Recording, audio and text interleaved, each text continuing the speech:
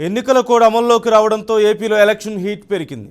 TDP అధినేత చంద్రబాబు రేపు ఎల్లుండి సొంత నియోజకవర్గమైన కుప్పంలో పర్యటించబోతున్నారు.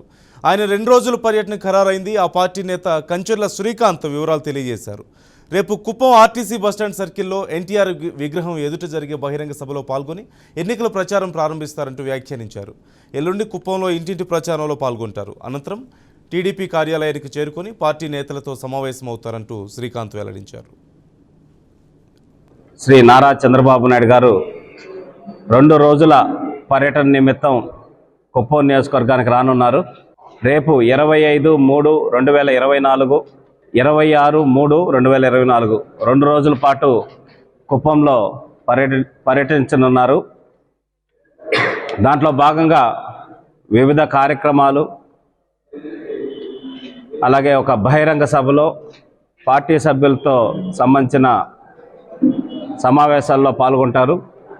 దానికి సంబంధించి మన ఎన్టీఆర్ స్టాచ్యూ దగ్గర, కుప్పం ఆర్టీసీ బస్టాండ్ దగ్గర భారీ బహిరంగ సభ అనేది ఏర్పాటు చేయడం జరుగుతుంది. ఆ సమావేశానికి కుప్పం నియోజకవర్గంలో ఉన్న అన్ని మండలాల నుంచి కుప్పం టౌన్లో అన్ని కలిపి రమారమి 15,000 మంది పైచిలకు నాయకులు, కార్యకర్తలు, తెలుగుదేశం పార్టీ అభిమానులు, చంద్రబాబు నాయుడు గారి అభిమానులు కూడా తరలి వచ్చేలాగా ప్రణాళికలు రూపొందించడం జరిగింది. విశేషంగా ప్రజలు తరలి వచ్చి చంద్రబాబు నాయుడు గారికి నైతిక మద్దతు తెలిపి 1,00,000 ఓట్ల మెజార్టీతోటి మేము మిమ్మల్ని గెలిపిస్తాము అనే విధంగా ప్రజలు రావాలని చెప్పనేసి అందరికీ విజ్ఞప్తి చేస్తున్నాం.